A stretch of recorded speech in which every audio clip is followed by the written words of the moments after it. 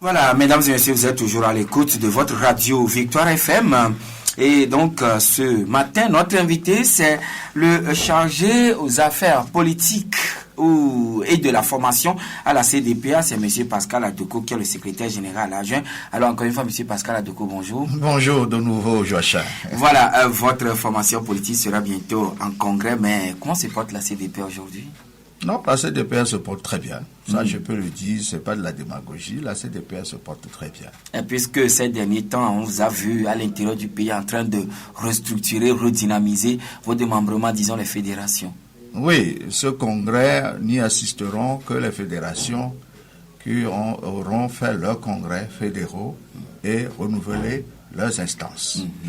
C'est une directive du parti et tout le monde s'emploie. Et je pense que tout se passe très bien. Ça veut dire qu'il y a de la vitalité. On va revenir tout à l'heure sur les enjeux donc de ce congrès, puisque le thème est en train de dire beaucoup de choses.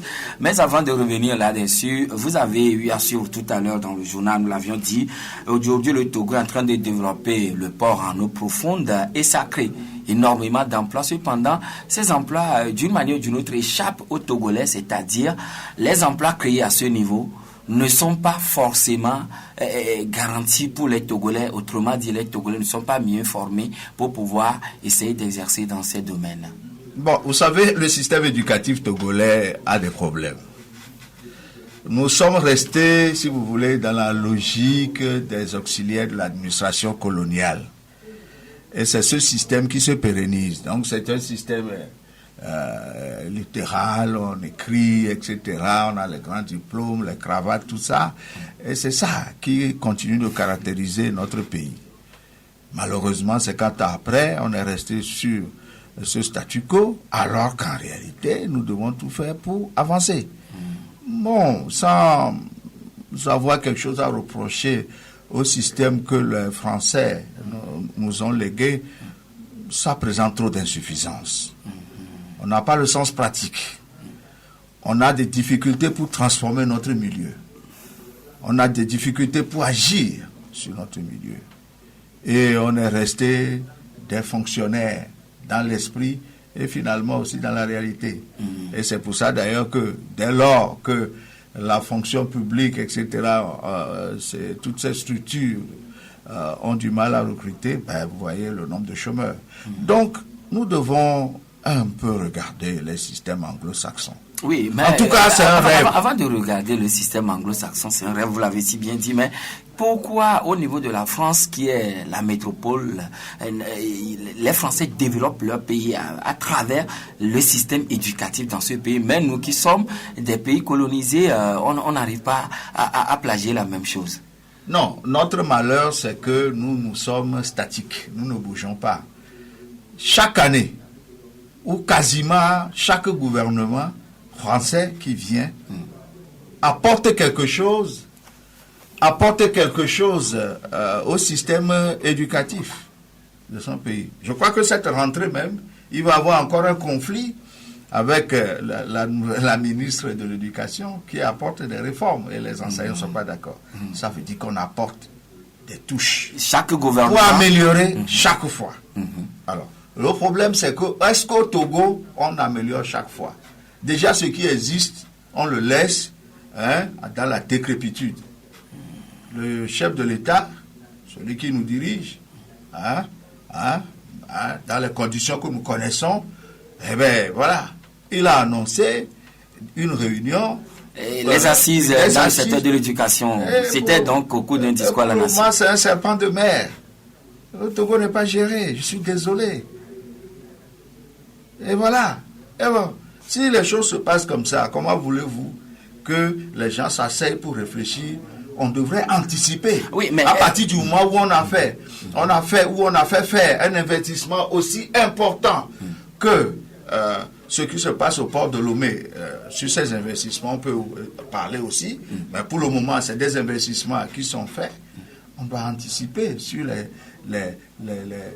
comment dirais-je, les types d'emploi, les compétences nécessaires pour animer cette nouvelle manière de faire avancer. Oui, mais ce qu'on a également constaté, même c'est sur les grands chantiers ouverts dans le pays, il n'y a pas tellement de transfert de compétences. Il n'y a pas de transfert de compétences.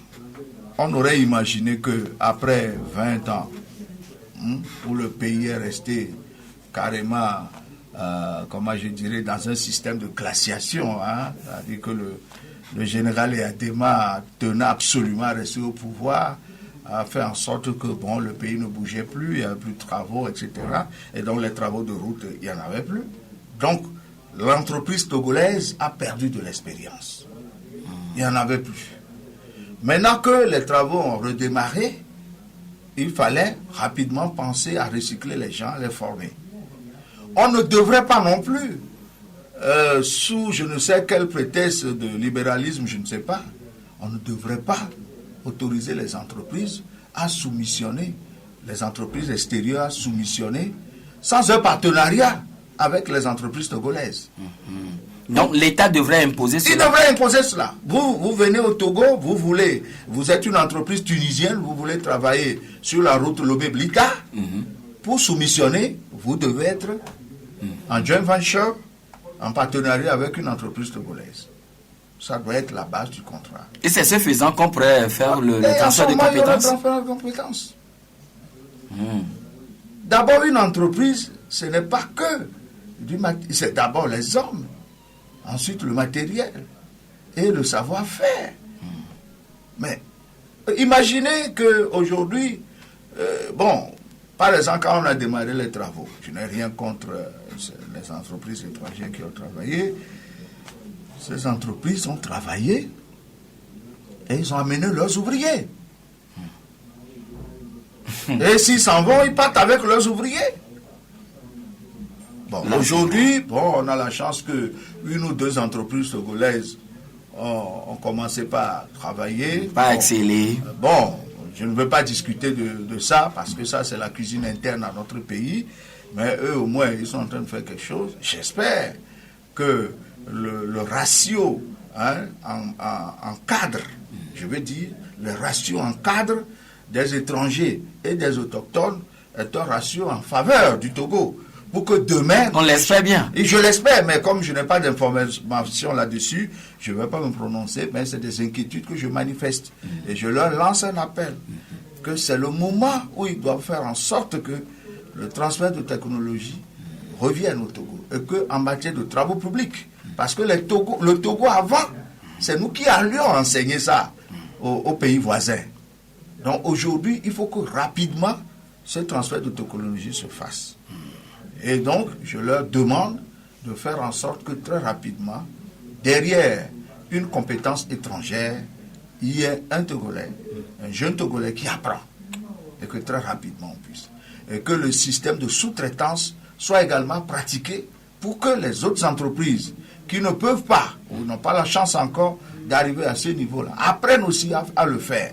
Ce n'est que par ce biais que demain on pourra développer le pays. En attendant qu'il y ait la réforme fondamentale du système éducatif dans le pays, afin qu'il y ait l'adéquation entre la formation et l'offre d'emploi. Le mot est lâché. Le mot est lâché, c'est le mot adéquation. Il n'y a pas d'adéquation entre les réalités, les besoins du pays et la formation qu'on nous donne. Notre formation est trop livresque et ne permet pas, je l'ai dit d'entrée de jeu, ne permet pas de modifier favorablement notre environnement. Mais cependant, nous aspirons émerger très bientôt. Nous allons émerger dans la littérature, nous allons émerger dans comment vous le direz, dans les livres. C'est tout, mais on ne va pas émerger sur le terrain parce que la réalité est tout autre. Un jeune Ghanéen qui a son baccalauréat ou je ne sais comment on le dit là-bas, il est capable en venant à vos appareils ici, il est capable de les toucher sans être un électronicien ni un technicien. Comment eux font et pas nous? Comment ils font et pas nous? Est-ce que les enseignants qui sont sur le terrain, il y a des compétences pour le faire? Non. Tout le monde sort son livre, dicte les cours. Et on fait l'examen sur la même base. Et peut-être, comme vous l'avez dit, c'est un système hérité donc du système anglo-saxon. Ah oui, c'est pour ça que j'ai dit notre héritage déjà est à notre défaveur. Mais en plus de ça, nous ne faisons pas d'efforts. Aujourd'hui, je suis désolé, moi je sais, j'ai enseigné aussi, je sais ce que ça veut dire, mais il fut une génération d'enseignants qui n'a pas les compétences qu'il faut pour faire son travail. Malheureusement, ils n'ont pas été formés, ils ont été recrutés. Je les aime bien, c'est pas leur faute. Au moment où on voulait démocratiser l'enseignement au Togo, on s'est retrouvé avec des enseignants qui n'ont même pas le bac, à qui on demandait d'enseigner dans les CEG et tout ça. Mais c'est le résultat. Peut-être la rupture de la coopération en avait contribué aussi. Non, c'est bien avant ça. C'est bien avant ça. Ce n'est pas une question de rupture de la coopération. C'est une question de vouloir démocratiser l'enseignement sans se préparer pour. On n'était pas préparé pour. Donc il fallait recruter en masse. Et quand on fait la stratification, on arrive rapidement à ceux qui sont en dessous du baccalauréat et ils sont devenus des professeurs de CEG. Certains d'entre eux ont travaillé, ils se sont améliorés, mais d'autres ils sont toujours dans la RAC. Et en conséquence, c'est les enfants qui sont dans la RAC. Et on est étonné aujourd'hui de voir le niveau du pays, mais c'est comme ça. Il n'y a rien de surprenant. C'est par rapport à ce que nous avons semé. Et ce n'est que la récolte que nous faisons. En tout cas, on ne récolte que ce qu'on a semé, dit donc un dicton. Alors, Monsieur Pascal Adoko, tout à l'heure, parlons politique. Vous êtes responsable donc du parti politique, la CDPA, et votre thème pour le congrès des 5 et 6 août prochain à Lomé dit repenser la lutte pour relever mieux les défis. Alors, qu'est-ce que vous voudriez insinuer? Vous savez, ça fait 25 ans au moins qu'on fait cette expérience de combat de manière officielle. Pour la CDPA, ce n'est pas 25 ans. La CDPA est née dans la clandestinité et a combattu le régime Nyansimbe et Adema. Nous l'avons payé cher. Et l'aboutissement, c'est le 5 octobre. À partir de cette date-là, nous pensons que le Togo a démarré un processus qui est le processus de démocratisation. Et d'ailleurs, vous verrez bien le cycle de la CDPA, Convention démocratique des peuples africains. C'était notre objectif, dans la clandestinité. Mais ça fait 25 ans au moins, c'est le statu quo. Pourquoi le statu quo? Oui. On doit se poser des questions. Des Togolais veulent poser cette même question à vous, les acteurs politiques, vous qui êtes les leaders. Oui, vous savez, je ne veux pas anticiper sur le congrès. Oui. C'est le thème du congrès qui dit repenser la lutte. Nous avons fait. Ça voudra dire vous avez fait du sur place à un moment donné. Oui, bon, ça dépend. On peut analyser de différentes manières. Il y a les angles. On peut voir les angles, les efforts des uns pour avancer, les efforts des autres pour l'annihiler, les efforts de la population, et puis, etc. Tout ça là, mis en commun, la CDPR veut y réfléchir et esquisser des débuts de solutions. Voilà. Donc, aujourd'hui, si on doit juger au résultat, le résultat n'étant pas atteint, on peut considérer qu'il y a un problème. C'est pour ça qu'on parle de repenser la lutte. De toute façon, on n'abandonne pas la lutte, mais on va la repenser. Pour mieux relever les défis. Pour mieux relever les défis, parce que les défis du Togo sont immenses. Que ce soit les défis pour la CDPA, que ce soit les défis pour l'opposition togolaise, et que ce soit le défi pour le Togo tout entier. Vous pensez que le pouvoir d'État est en jeu au Togo? Je demande aux Togolais, est-ce qu'ils ont conscience que le pouvoir d'État n'est pas en jeu? C'est-à-dire? Mais le pouvoir d'État, on le met en jeu, on joue, et celui qui gagne, il prend. Mais il n'est même pas en jeu. Vous pensez? Mais bien sûr. Mais avant d'aller à cette dernière élection, ce n'est pas ce que vous nous aviez dit ici même, sur cette antenne, devant ce micro. C'est ce que vous ne percevez pas la subtilité de ce que je dis. Le Togo, nous sommes des combattants. Nous voulons changer les choses au Togo. Et nous observons certaines attitudes. Nous avons dit aux uns et aux autres, dans ce que nous avons écrit, la CDP a écrit un document au sorti du son 5e congrès, qui est le pacte historique. En ce temps, le professeur Léopold Ninevi était à la tête du parti. Et nous avons dit que nous avons des doutes que le pouvoir d'État est en jeu au Togo. Le pouvoir d'État, voilà ce que nous pensons que nous pouvons faire. Mais les gens n'ont pas prêté attention à ça. nous sommes allés aux élections et nous avons établi définitivement que le pouvoir d'État du Togo n'est pas en jeu. Il est soit dans une maison familiale ou dans les casernes. Et aussi longtemps que Et si tel est le cas, pourquoi alors allons-nous aux élections? Oui, mais c'est pour ça que je dis, il est intéressant de prouver quelque chose avant d'en parler. Parce que si vous faites des déclarations, des allégations, on va dire non, c'est des spéculations. J'ai écouté quelque chose de très intéressant, on va revenir là-dessus tout à l'heure, quand j'étais sur le plateau ici. Vous savez, le bulletin de vote, à partir de cette année, il est établi que le bulletin de vote a perdu son sens au Togo. Que le pouvoir d'État n'est pas en jeu. Voilà les vrais défis du Togo. Et qu'on ne s'y trompe pas. Ce n'est pas une réforme de réforme. Rien du tout. C'est la volonté de mettre le pouvoir d'État en jeu pour que si quelqu'un le mérite puisse le prendre. Il n'est pas encore. Et qui va mettre le pouvoir d'État en jeu? Ah, mais ceux qui doivent le mettre en jeu, c'est ceux qui le gardent. Il faut qu'on aille chercher ce pouvoir d'État pour le mettre en jeu. Mais régulièrement, les élections s'organisent. C'est là où je n'arrive pas à percevoir le sens de votre idée. Oui, mais les élections s'organisent par qui? Et dans tout pays au monde, c'est ceux qui sont au pouvoir qui organisent. C'est vrai, il y a des structures indépendantes. Ça, c'est les rituels. Le rituel pour que la communauté internationale pense que tout se passe normalement. Mais le pouvoir n'est pas en jeu. Et nous avons établi définitivement que le pouvoir n'est pas en jeu. À travers le mémorandum publié par le CAP ou bien quoi? À travers notre participation à cette élection. Élection que nous avons gagnée. Mais dès lors que le pouvoir n'est pas en jeu, on n'a pas eu accès au pouvoir. Et ceux qui le détiennent, ils ont gardé le pouvoir pas devers eux, pas des subterfuges, et pas la force.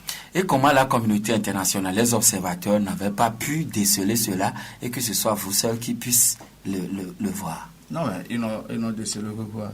Vous savez oui, sinon, nous, on était tous présents, la communauté internationale a apprécié, que ce soit...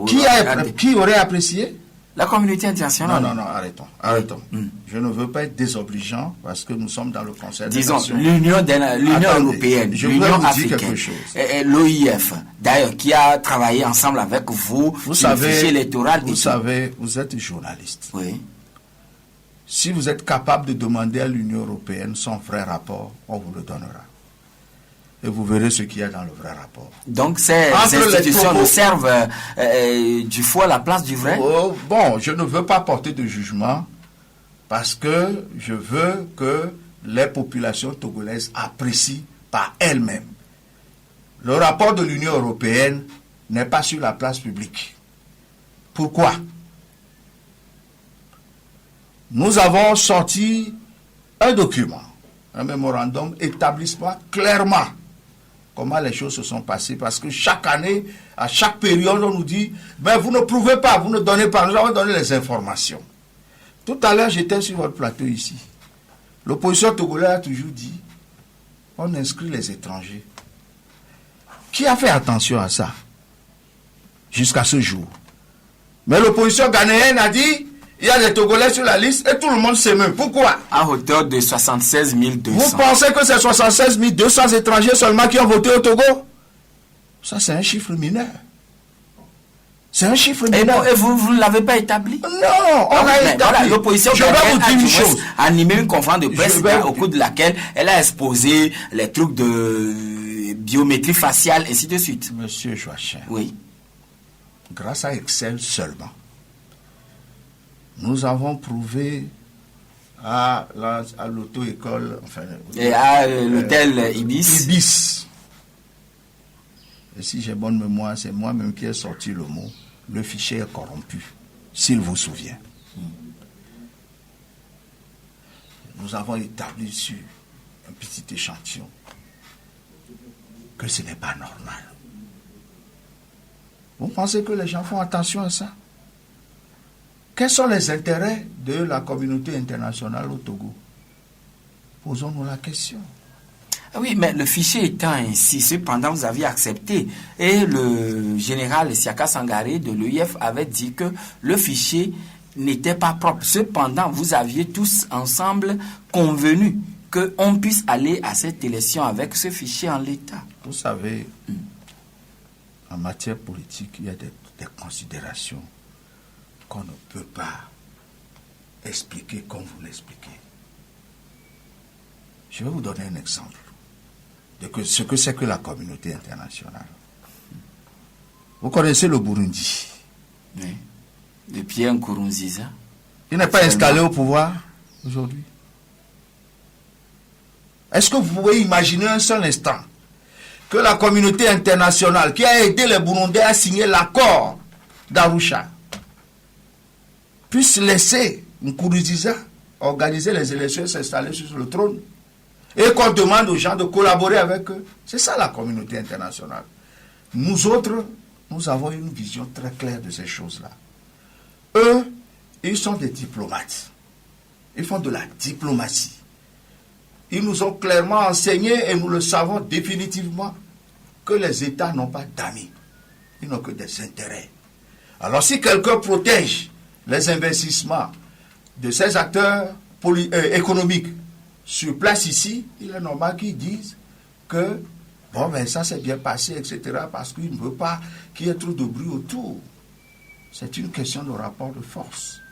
Les gens ont clairement vu que les Kalachnikov n'étant pas de notre côté, il suffisait de dire tout se passe bien, tout se passe bien. Mais vous les rencontrez en privé, vous dites c'est pas normal. C'est ça, la communauté internationale. Mais je ne viens pas sur cette antenne pour faire le procès de la communauté internationale. Je veux faire face aux défis de notre pays. Et les défis de notre pays, c'est que le pouvoir d'État n'est pas en jeu. Et il faut le remettre en jeu. Mais aujourd'hui, les Togolais ne voient pas les choses de la sorte pour eux. Il suffirait que les uns les autres arrivent à manger, ne serait-ce que 2 fois par jour, oui, aller se faire soigner et s'occuper de leurs besoins quotidiens, point. Je vais leur dire que c'est une erreur. À moins que ce n'est pas la même lecture que vous faites. Je vais vous dire que c'est une erreur. Et pour ça, je vais me brouiller un peu avec une certaine presse togolaise. Parce qu'une certaine presse togolaise quotidiennement se délecte. J'utilise bien le mot. C'est pour ça que moi, personnellement, j'ai affiché le silence depuis les élections. Ils se délectent. Délecte de quoi? Oui, ils se délectent du fait que on nous a volé. Et que si on vous a volé, c'est vous, celui qui a été volé, qui a tort. Et ils portent au nu le voleur. Et vous les écoutez comme si le Togo n'est plus le leur.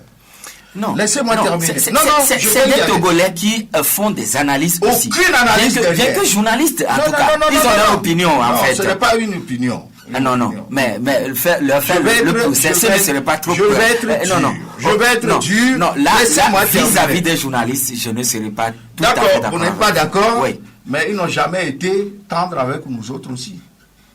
Et laissez-moi leur dire. Et vous avez quand même, la loi vous permet de leur par ce qu'on appelle le droit de réponse. Est-ce que j'insulte quelqu'un ici? Non, vous n'insultez pas. Mais si vous laissez-moi développer ma pensée. Vous savez, oui, un journaliste, pour moi, c'est quelqu'un qui parle des faits, qui peut faire des analyses objectives.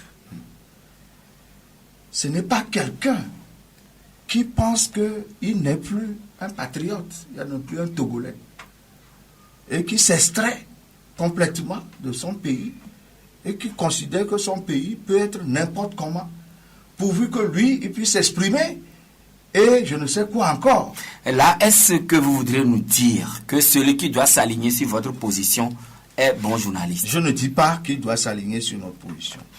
Mais comme qu'un journaliste puisse dire, répéter sur les antennes, que voilà, vous dites qu'on vous a volé, tous les ans vous dites qu'on vous a volé. Vous ne prouvez pas qu'on vous a volé. Quand vous avez porté les preuves, ils disent, Ça fait 3 mois, 4 mois que les élections ont eu lieu. Ça n'a plus d'importance. Comme si tout est fait.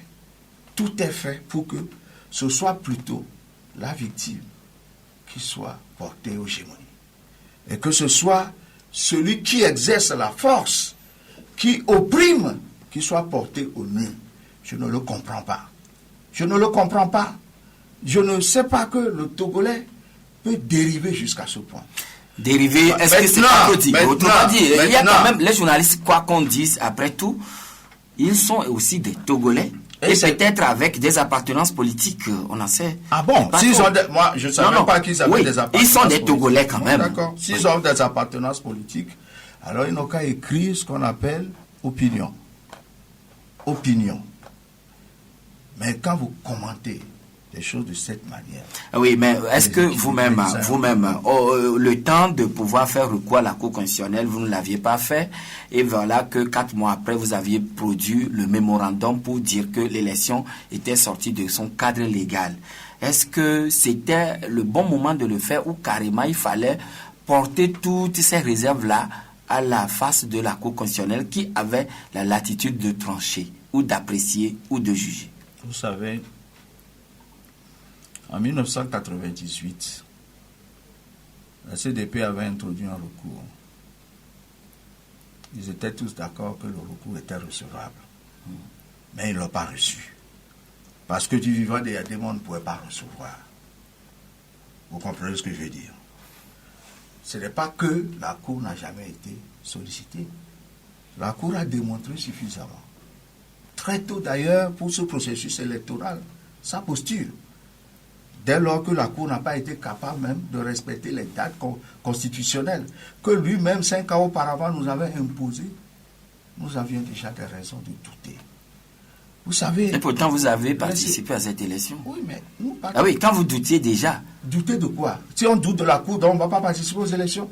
On va laisser le pays à nos adversaires comme ça? Non! Ça, c'est des analyses que j'ai du mal à percevoir. Vous ne digérez pas. Je ne digère pas, parce que cette manière d'approcher le problème... Puisque vos camarades, d'autres camarades, en tout cas de ceux qui sont aussi de l'opposition, vous avez prévenu disant que non, il ne fallait pas aller à cette élection, il fallait obtenir les réformes d'abord et que ça ne serait pas clair, le jeu ne serait pas clair ou transparent et tout. Vous savez, nous avons des préoccupations différentes. Voilà. À un certain moment de l'histoire de notre pays, certains ont des postures pour régler leurs propres problèmes. C'est ceux qui ont essentiellement souffert dans leur chair, dans leur âme, du choix du candidat unique qui a adopté cette posture-là. On se connaît. Donc on oublie, je ne veux pas entrer dans des polémiques de ce genre. Je dis tout simplement que nous sommes allés aux élections parce qu'on devrait y aller. Il fallait y aller. On gagne. Si on nous vole, on établira qu'on nous a volé et tout le monde saura définitivement qu'au Togo, c'est comme ça que ça se passe. Et voilà, maintenant, si les réformes ne sont pas faites, puisque bientôt... Donc vous pensez que le problème de la Cour constitutionnelle est réglé? Bon, moi, je vous dis tout simplement que dans un processus électoral, la Cour constitutionnelle est là pour voir également si tout se passe normalement. À partir du moment où nous avons eu une élection avec une CENI, dont les choses se sont passées comme ça s'est passé, la CENI qui refuse d'instruire le dossier avant d'envoyer à la Cour n'ayant aucun autre moyen de contrôle que ce que la CENI lui envoie, normalement une Cour constitutionnelle responsable devrait conclure par elle-même que cela est sorti de son cadre. Il ne l'a pas fait. Alors vous voulez qu'on dise quoi? Même en 98 dans ce pays, M. Jécus Olympio a gagné les élections. Le processus est sorti de son cadre. Le ministre de l'administration territoriale d'alors a proclamé lui-même les résultats. Comme par enchantement, la Cour l'a validé et a reçu le serment du général Yadema.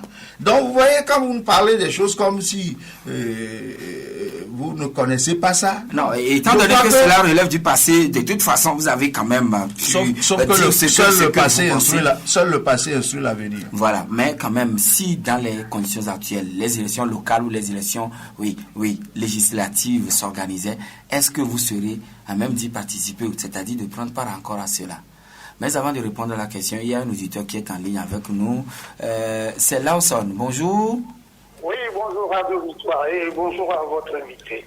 Bonjour. Ok. Je voudrais vous féliciter, M. Adofo, pour le travail que vous faites et à partir de là, le cap 2015. Vous savez, je voudrais reconfirmer que ce pouvoir confisque le pouvoir d'État qui appartient au peuple souverain. Lawson, est-ce que vous avez une question à poser, s'il vous plaît? Oui, laissez-moi développer mon idée. Non. Et est-ce que vous avez une question à poser? Si c'est des analyses à faire là, il faudra quand même que d'autres créneaux vous soient offerts. Qui a eu le titre de champion pour une saison, garde la coupe à la maison, entouré de Kalachnikov, et revient la saison pour remettre le groupe. Décidément, Lawson, vous n'avez pas de questions à poser à notre invité. Allô? Allô? Oui, si vous me reprenez l'antenne, je suis libre. Est-ce qu'il n'y a pas de différence entre une opinion et une prise de position? Monsieur, cette émission, quand vous voudrez intervenir, c'est pour poser des questions. Cela est très bien clair, mon cher ami. Mon opinion à donner. Merci. D'accord. Nous allons prendre Kanidek. Bonjour. Bonjour, Jacques. Oui, nous vous écoutons. Monsieur Pascal, bonjour. Bonjour, monsieur Kanidek. Moi, j'ai une inquiétude au niveau de la classe politique togolaise, en l'occurrence, et l'opposition. Oui. Bon, si on suit bien les faits, et c'est Nelson Mandela qui a dit que c'est l'adversaire qui s'impose est un moyen de lutte. Entre-temps, il y a eu une loi qui a été votée à l'Assemblée parlant du chef de file de l'opposition. Et c'était effectif. Mais au sein de l'opposition, il y a certains qui ne reconnaissent pas ces chefs de file de l'opposition. Et aujourd'hui, ils disent qu'il faut que toute la classe politique de l'opposition converge ensemble pour mener une lutte adéquate. Bon, comment ils comptent le faire? L'opposition est dans son ensemble. Et d'autant plus qu'il y a d'autres et qui ne reconnaissent pas le chef de file de l'opposition. D'accord. Merci. Notre invité vous répondra dans un instant. Alors, Jacques, bonjour. Bonjour, monsieur Jachin. Oui. Bonjour, monsieur le vice-président. Secrétaire général adjoint, oui. Secrétaire général, excusez-moi. Oui. Bon, en ce qui concerne le fichier électoral, celui du Togo et du Ghana se ressemblent quelque part sur les frontières. Oui. Et la position ghanéenne est en train d'entreprendre choses pour aller au Sénégal, au Nigeria et au Togo. Oui. Si cela s'avérait réel et que ce sont ceux qui sont truqués, est-ce que le vote de la fois dernière au Togo, est-ce que c'est encore légal? Entre autres, bon, notre côte est inondée de navires tous les jours, plus de centaines de bateaux qui polluent. Et jusqu'à présent, aucun Togolais ne connaît pas l'intérêt de cela. Bon, qu'est-ce que cela veut dire? Merci. D'accord. Merci, cher ami. Alors, nous allons permettre à notre invité de pouvoir répondre aux auditeurs. Sinon, pour l'ensemble, c'est une opinion qu'il avait émise. Mais quand lui voulait savoir, beaucoup de gens de la classe politique de l'opposition ne reconnaissent pas le chef de file de l'opposition, bien qu'il est institué par une loi votée à l'Assemblée nationale. Mais celle-ci, disons, cette partie de l'opposition, compte regrouper tout le monde afin que on puisse, d'une même voix, aller et obtenir les réformes pour les joutes électorales prochaines. Comment est-ce qu'ils vont pouvoir matérialiser cela? Je crois que j'aurais revenu à M. Lawson. Quand bien même il n'a pas pu s'exprimer, j'ai compris sa préoccupation. Ce que nous voulons dire au peuple togolais, dans toutes ses composantes, même ceux qui sont au pouvoir, c'est qu'il faut qu'il y ait équité dans le jeu pour assurer la paix et la sécurité. C'est pour ça que le pouvoir d'État doit être mis en jeu et que le plus méritant puisse le gagner. C'est un gage de paix et de sécurité. Il ne faut pas que notre pays aille à la dérive. C'est capital. C'est pour ça qu'il disait, on peut garder le pouvoir pendant 5 ans, bien le protéger, c'est le droit de celui qui l'a. Mais une fois que les 5 ans sont passés, il faut qu'on le mette en jeu. Et pour ça, l'élite togolaise, quelle que soit sa composante, doit prendre conscience que si nous n'avons pas un État organisé, démocratique, tout ce que nous sommes en train de donner en spectacle là n'est pas une bonne chose. Et que ça ne sert à rien de percevoir l'opposition qui veut plutôt pousser les gens à obtenir cet équilibre dans le pays. Ils ne sont pas nos adversaires, au contraire, on doit les soutenir pour que l'équilibre survienne. L'équilibre survenant, ça ne veut pas dire qu'on a chassé Kokou, X, Y. Non. Et en ce moment, quand le jeu est équilibré, celui qui gagne, il peut diriger tranquillement. On ne va pas gagner et garder un pouvoir et diriger le pays la peur au ventre. Ce n'est pas une bonne chose. Donc, M. Lawson, j'ai perçu votre idée, c'est très important. Le pouvoir d'État doit être en jeu. Je lance là un appel pressant à ceux qui gardent le pouvoir d'État, pas devers eux, qui ne rendent pas service au peuple togolais, qui ne rendent pas service à leur patrie, le Togo. C'est capital. Et voilà, cette fin de l'opposition qui récuse le chef de file de l'opposition, vous savez, le problème, le congrès de la CDPA aussi va nous permettre, au moins au niveau de la CDPA. Il semble que c'est donc un grand regroupement de toute la classe politique de l'opposition au cours de ce congrès. Il semble. Non, écoutez, nous sommes à un congrès de la CDPA. De la CDPA pour réfléchir sur les vrais enjeux, les défis et comment faire en sorte que le Togo s'en sorte. En réalité, le thème du congrès même peut être reformulé de la manière suivante: repenser le Togo pour relever les défis. C'est très capital. C'est même un défi que nous lançons à toute la classe politique togolaise. Donc nous allons réfléchir, la tête reposée, pas dans le tumulte, pour régler ces problèmes-là. Ce que M. Kanyidek dit, c'est-à-dire que c'est un système au Togo. Quand on veut aller aux élections, on se chamaille, on se tire dessus, il y a une forme d'animosité inexplicable. Et une fois que nous faisons tout pour faire échouer celui qui peut gagner, après, on sonne le rappel de tout le monde, mettons-nous ensemble, et on repart, mais dès que l'échéance survient, vous êtes divisés. Et ça, il faut que la CDPA esquisse des débuts de réponse à ça.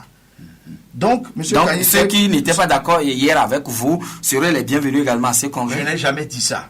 Mais ce n'est pas qu'ils sont des exclus de la République. Ils font partie de la République togolaise. Donc, la notion de chef de file de l'opposition est une notion qui est connue dans le monde entier. La loi qui le régit au Togo n'est pas une bonne loi, on le sait. Et même mais la loi s'impose. Non, elle est mauvaise, mais en même temps, elle ne s'applique même pas. Parce que celui qui a le chef de file de l'opposition aujourd'hui, en la personne de M. Jean-Pierre Fabre, il faut avoir l'honnêteté de le reconnaître. Il a été le meilleur pendant les législatives, pendant la présidentielle, il a encore prouvé, il est le chef de file de l'opposition. Aujourd'hui, est-ce qu'il bénéficie de la loi?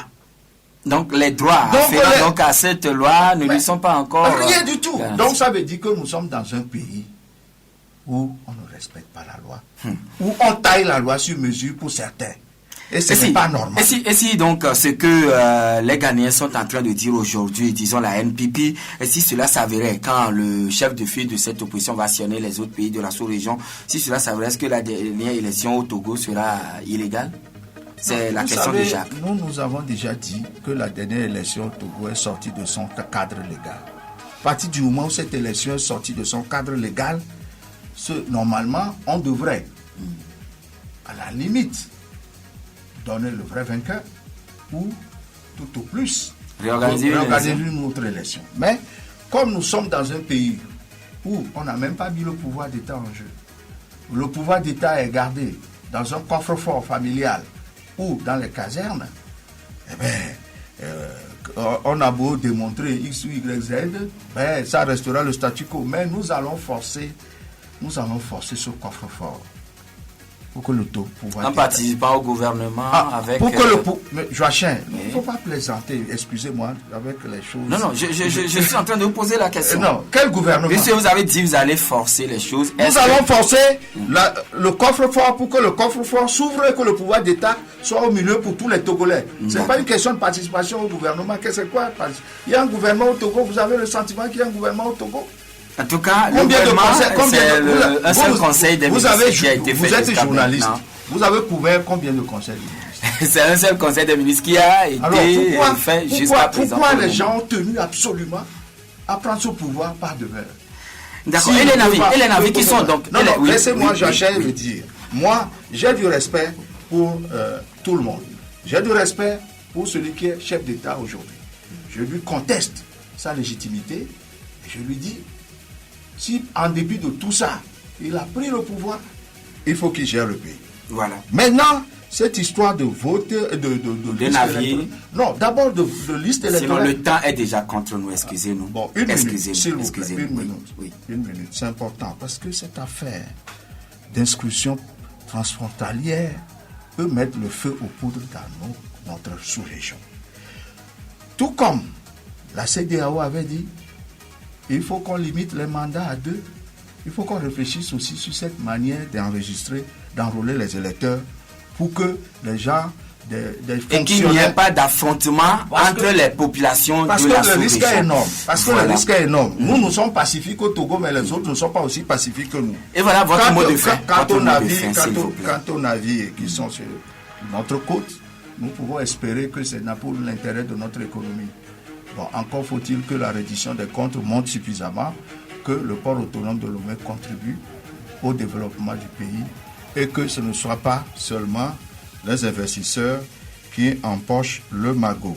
Voilà. Quant et à votre mot de fin, mon mot de fin, c'est que, bon, dans l'énergie de développement, on peut avoir blessé X ou Y. Je dis tout simplement que la CDPA propose au peuple togolais de repenser notre lutte et repenser le Togo. Et que le premier sujet, c'est de remettre le pouvoir d'État au centre pour tous les Togolais.